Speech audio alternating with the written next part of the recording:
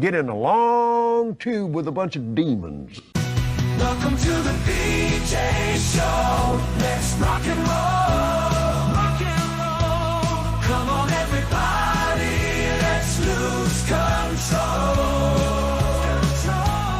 Brad and John never wants to follow.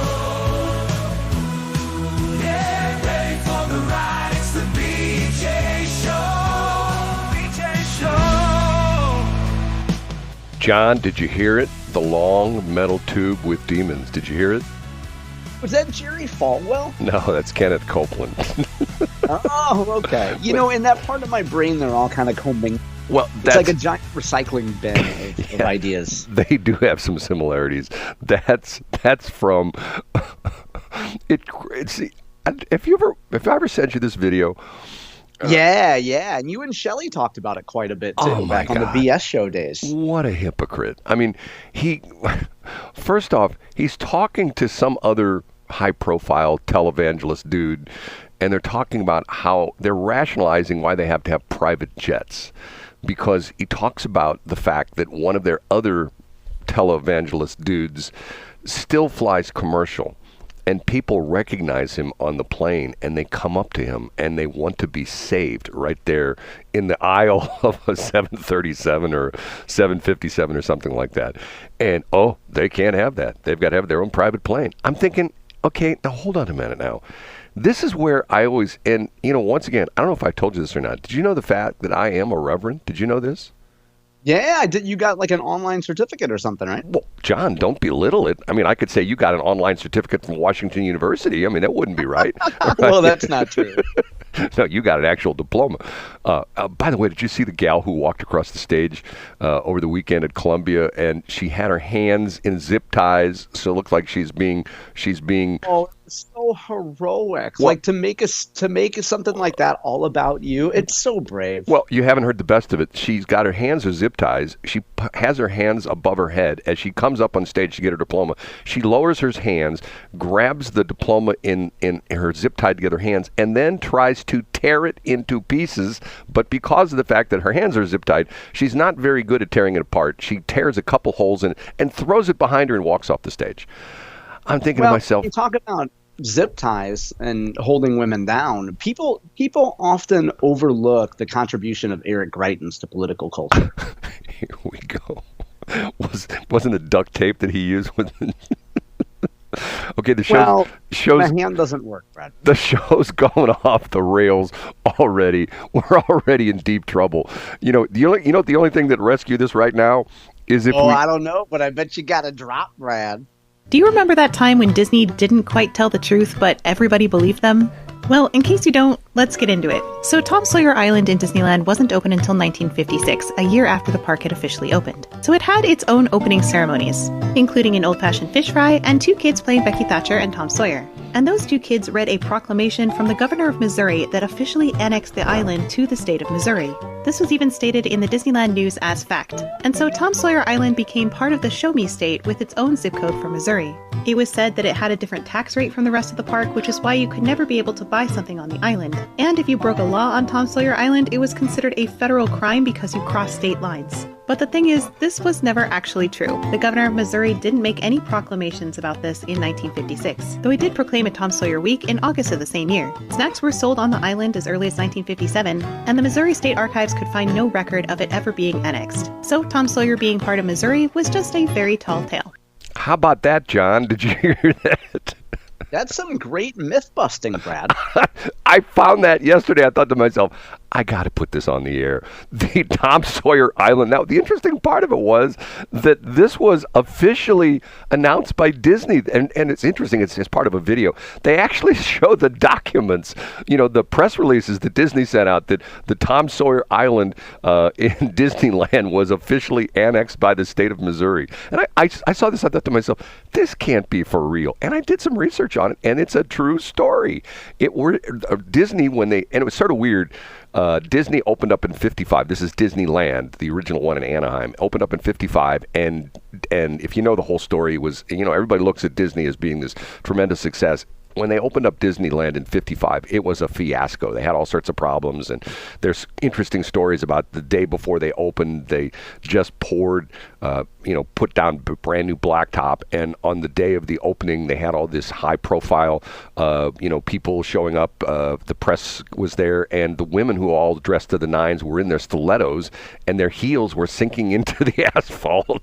And some of the women actually had to get taken out of their shoes, and men had to pull their shoes out of the asphalt. So anyway, they didn't open up Tom Sawyer Island till the next year, and that was the whole thing. They said that the island had officially been annexed into the state of Missouri, had its own zip code, and had its own tax rate. I'm going like, and once again, it's true. That was really said by Disney. So once again, when you watch a Disney movie and you see Peter Pan flying, that's not true. Peter Pan doesn't fly.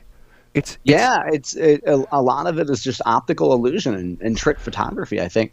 That kind of annex story, Brad, that's kind of like, that would be as crazy as, I don't know, the Los Angeles Rams being able to purchase what is now Lou Fuse Park for only $1. John, is that one of the top three? Because you sent me that. It's not, but you know what? Wow!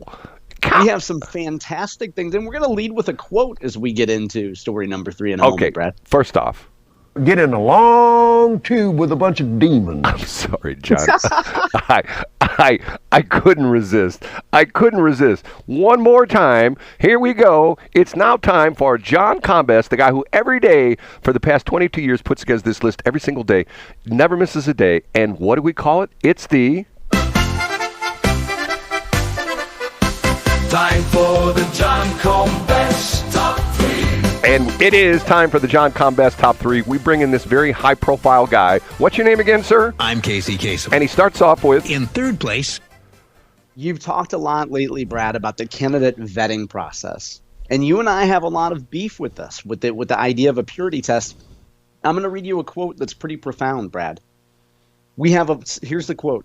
We have a supermajority of Republicans in our state, yet we are increasingly divided as purism breeds contempt and disharmony. I love that phrase. Purism breeds contempt and disharmony. This piece is brought to us via the Missouri Times and our friend Camellia Peterson. Brad, she wrote a really touching piece titled The Hand That Rocks the Cradle, a Missouri Mother's Day retrospective. And she talks a little bit about her own experience with Mother's Day, how she prefers to celebrate her own birthday with her parents as their kind of Father's Day and Mother's Day as a tribute to her parents. But she's able to talk a little bit about that purism, Brad, and some of the lessons that we have lost that many of us learn from our mothers, and how some of those experiences have been lost. I can't do it justice, truly, Brad, to try to recap it here.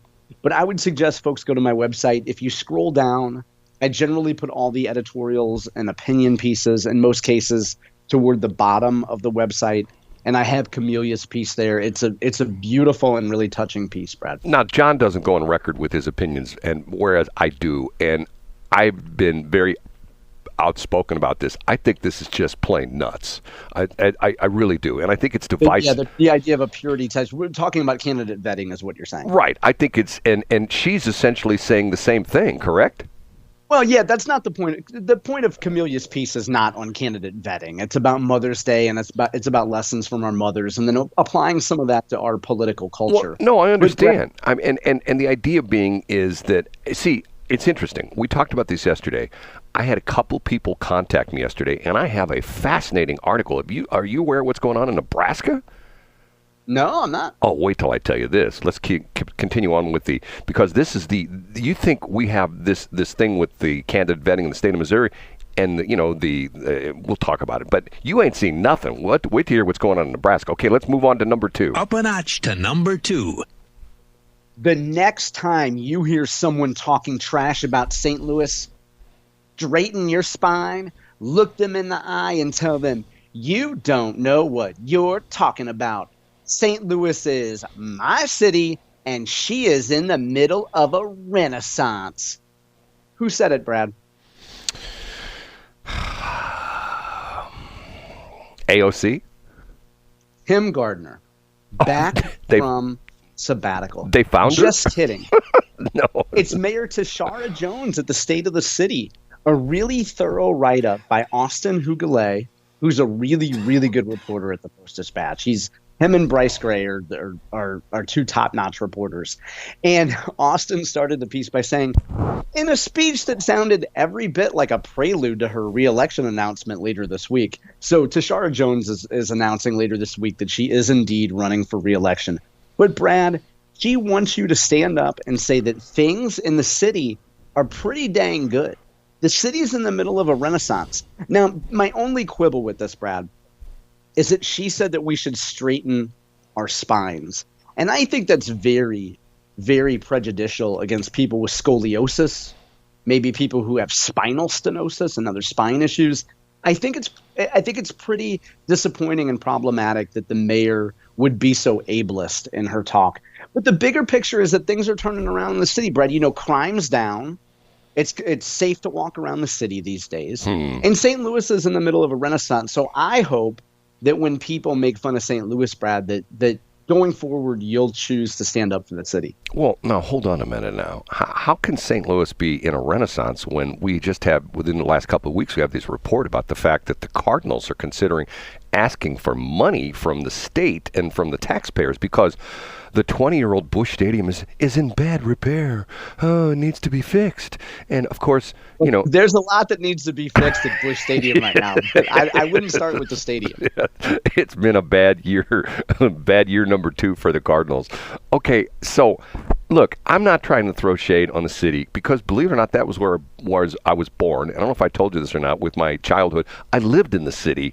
You were born in North City, right? Were you around Walnut Park? Where were you? No. I was born at Barnes Hospital, but then we lived in North City. Matter of fact, we lived down the street from the old Chevy plant right there. If you know where the Chevy plant was. The Pride. I don't. Where is it? Oh, right there off of Union and Goodfellow, I believe. And, okay. All right. And if you know the history of the Chevy plant, I don't know if you know this or not, the Corvettes, the original Corvettes were made in 1953. A handful of them were made in Detroit. I think might have been one of the suburbs. Then they moved the entire production down to St. Louis, and every Corvette from 1954 through, I believe, 1982, every single one was the only plant in the world that produced Corvettes came out of St. Louis. Then they shut that plant down and moved it down to someplace in Kentucky. I can't remember where they're made, but yeah, I literally lived down the street from the Chevy plant. That's where I was. Well, Brent, hold on. Was that were they still using fossil fuels to power cars back then? And I think they still are. We haven't evolved yet to that point yet. That's pretty sad. Much to the dismay of everybody. Okay, now finally, the number one former governor and former U.S. Senator Kit Bond has made an endorsement in a statewide race. Brad, he has endorsed Senator Lincoln Hough for lieutenant governor. Now you say, John, people make endorsements all the time. Who cares? Hasn't Kit Bond been gone for a while? Yeah, Kit Bond has been gone for a little while. But the takeaway from this, Brad, is when you're running what's considered a down ballot race, so anything that's not, top of the ticket, U.S. Senate or governor, it's really hard to get attention. And it's really hard to get normal people who vote in primaries or even general elections to know who's running for attorney general or treasurer or lieutenant governor. So for Lincoln Hough to be able to say that somebody that's on the Mount Rushmore of Missouri politics, and I would put Kit Bond on the Mount Rushmore of Missouri politics, to come out for Lincoln Hough is a pretty big deal. And in these kind of races, you got to have a lot of money. Lincoln will probably have a good bit of money. And I think the endorsement's really important to him, Brad. So you think that's a good thing then? Absolutely. Yeah, I think so. I guess my point is anything you're doing in a down ballot race that gets you a little bit of attention, and especially in a primary, helps you stand out from the pack, every incremental bit helps. Kit Bond is an interesting guy. Some people, I think he's one of those guys that the majority of people like him rather than dislike him. I don't think he's as polarizing as a Trump or stuff like that. I have one issue with him that I actually got very upset about, and I actually sent a letter to him. I don't know if you ever read it or not. And this is sort of, you probably roll your eyes when I tell you this story, but there's a bridge over the Missouri River between Herman and I can't remember what county that is. It goes across. In other words, if you go out to Herman and you go across the Missouri River, it's the Highway 19 bridge. Okay, and it was an old crappy bridge that they rebuilt, and right before they finished the bridge, I think this goes back to maybe early 2000s, like 2000. I have to look it up. 2006, 2007, something like that. They were going to dedicate the bridge, and they were going to dedicate the bridge as the Christopher Kit Bond Bridge. Well, not too far in front of that, one of the local high school football heroes and a guy who everybody in town loved was killed in Afghanistan. I believe he was killed either in Afghanistan or Iraq. And I thought, and it was tremendous blow to the community because, Herman's a small community. This is a guy that stood about head and shoulders above his classmates, and everybody knew him and everybody loved him and the whole bit. I sent a letter to Christopher Bond. I said, Chris, dear whatever he was at the time, I said, if you really want to make points, and I'm paraphrasing, defer you taking the name of the bridge and name the bridge instead for this hero who was killed, fighting for our freedom. No response. And I talked about it on the air. I actually started a campaign on the air to try to, get him to change his mind. And I know some people actually called me and told me that they'd called his office and sent stuff, but he didn't do it. And this is one of the things that bothers me about politics in general. Why do we have a Robert Young federal building? Now, finally, you're seeing some of this happen on the interstates where you see the names of, our fallen soldiers who are being, memorialized on the interstates with, dedication, this, and even to the point where the latest one, unfortunately, his name slips my mind, and it shouldn't. One of the 13 soldiers who was killed in Afghanistan, we were trying to get out of the airport. His sign is out there on 70 between Wentzville and Forestell, and I do, and once we've got this building is dedicated to this person, I think that's wrong. And to the point where, why do we have these memorials to people who are elected officials who, quite honestly, once they get elected, lead a pretty damn good life? What sacrifice did they really make? Now, it's a little bit different if you got guys who are war heroes who become politicians. Look at the situation out of World War II. So many incredibly good politicians came out of World War II because they were true leaders. They were leaders that essentially beat back, the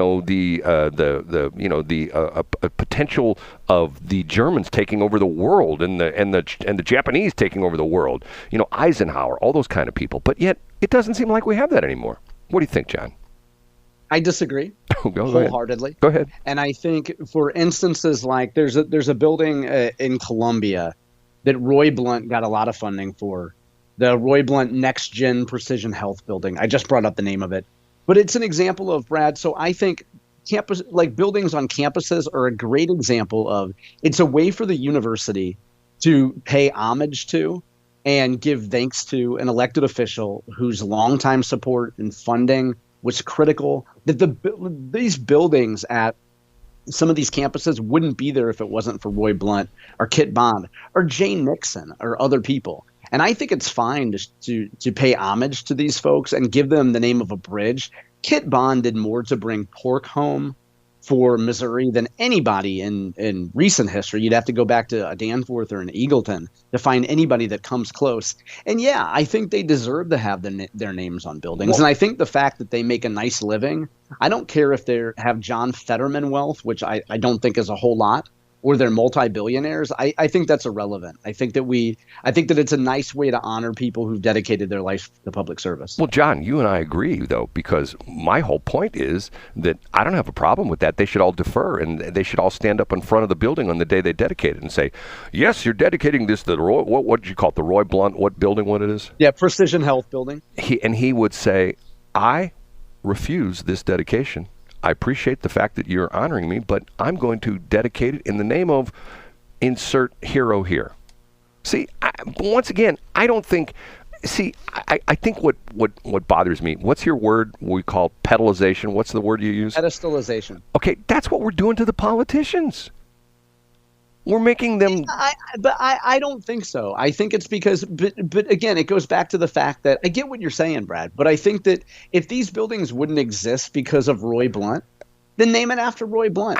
If Drury University wants to name a building after Roy Blunt, then Drury University should say, "Hey, we appreciate what Roy Blunt has done for Missouri State or for Drury or for Mizzou. Let them honor." And in fact, Brad, I think it would be arrogant for a politician to say, "No, I know that I brought all the money here, and I know I'm the reason this is here, but I'm so